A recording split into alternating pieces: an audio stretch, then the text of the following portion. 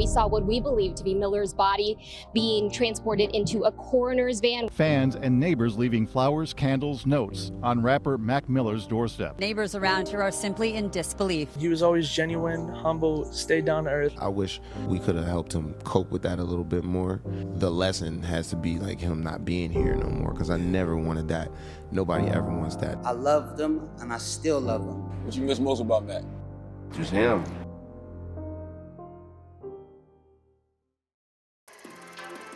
Mac Miller began experimenting with music as young as 6 years old. A scrawny little Jewish kid with a knack for rapping, performing at the age of 16, signed to Rostrum Records at the age of 18. Mac Miller would chart a course much greater than anyone believed he could. He became the person he'd always dreamed of being. Mac started creating buzz during a time when Eminem dominated the music scene, and the alternative was, you get the idea. Eminem was a guy with real gritty roots who gained the respect of his peers after years of underground rap battles, unpaid performances, and the struggles of poverty, all the while juggling an incredibly turbulent life at home. Mac didn't have the same credibility Eminem did. His mother was a photographer and his father was an architect. Mac came from a deeply loving and supportive family. He was born and raised in Point Breeze, Pittsburgh, a place that wasn't exactly 8 Mile. It was difficult for him to gain any shred of street cred. To the rest of the world, he was just another white rapper. The difference, though, is that Mac could actually rap.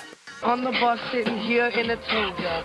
I ain't God, but you can call me Hova. Mac's style tugged at the root of what it meant to be a teenager back over a decade ago. He rapped about the freedom of youth and the drag of parental control. A young kid looking at the world through an adult lens, and he wasn't alone. He rolled with a pretty active crew. They shot his videos, appeared as extras, even produced his tracks. Mac Miller became an icon for youth culture. He was the go-to party-starting artist. Songs like Senior Skip Day and The Spins gave kids music to relate and rebel to, and if they couldn't, they could at least live vicariously through the lyrics. This feedback wasn't all praise though. This album is just kind of loaded with fun, shallow, slightly egotistical party pop rap. For a while, a lot of hip-hop fans and critics considered his style to be corny or too uplifting. As a result, they dubbed it frat rap. He had a mixture of different styles in his music. Songs like Missed Calls and PA Nights gave insight into his more intimate side, a side often overlooked due to the nature of his songs being more party-driven. That's the thing though, Mac wasn't pretending. This was just the lifestyle he lived. This was the guy he was. He often consumed a lot of drugs and alcohol, even going into nightclubs and bars while underage to the excitement of the staff and owners.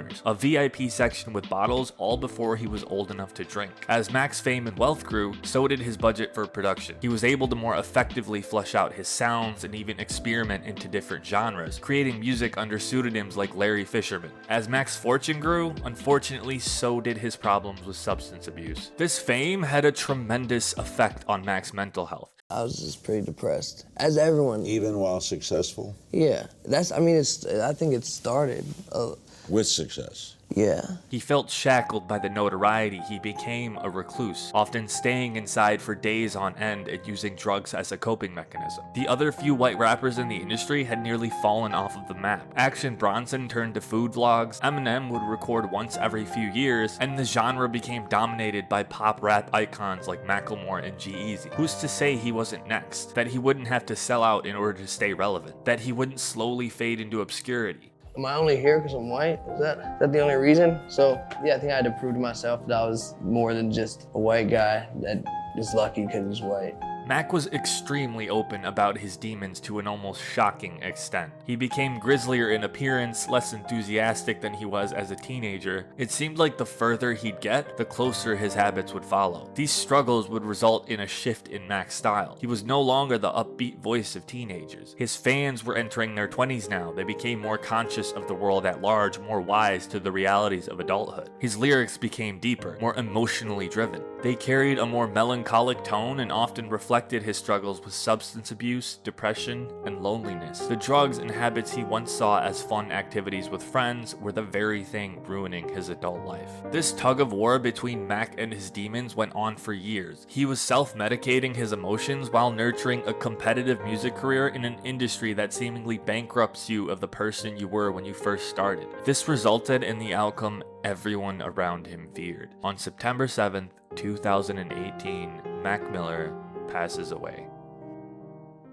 There is some closure to this story. Mac Miller's dealer was sentenced to 17.5 years in prison. His parents and his brother would receive most of his assets in cash in his bank, but this isn't where the story ends. Mac Miller's death felt different. It wasn't your typical 1 week of sadness and you get back into the routine of things. Mac's music was deeply tied to who he was. He wasn't this cocky, arrogant rapper who you would dismiss as just another hip-hop grift, and he wasn't someone glamorizing the lifestyle in his later years. Mac Miller's more mature albums serve as a lesson and give insight into how strong of a grip fame and fortune can have. Lyrics such as "I'd put some money on forever, but I don't like to gamble on the weather," and "I cannot be changed, trust me, I've tried," from songs like Wings and Circles suggest he could almost sense his own impending doom. Mac had everything you wanted to root for in a human being. He was kind and generous towards his friends and family. He poured his heart out into his work. He kept an almost infectious positivity. He entered hip-hop as a respectful guest and achieved a status that most artists can only dream of. Mac is gone, yes, but he's far from forgotten. His mountains of adoring fans and cult-like status among the youth has cemented his legacy as an artist. There's an album for every age, a style for every emotion. There's still very active fan pages and regular trending reminders that show us his audience is still deeply involved in sharing who he was. There's even a playground in his hometown that's named after him,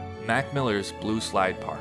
Mac is not a passing trend. He's not an artist who faded into history after a hit or two. He was consistent. He made sure to experiment. He stayed true to the kind-natured kid he's always been. The industry and overindulgence may have caused an immense amount of stress, but he never projected that onto anyone, silently tolerating the crushing weight of fame. Mac became an icon of the hip-hop industry and a pioneer of youth culture all before the age of 26. My only regret is that we didn't get to see more of him.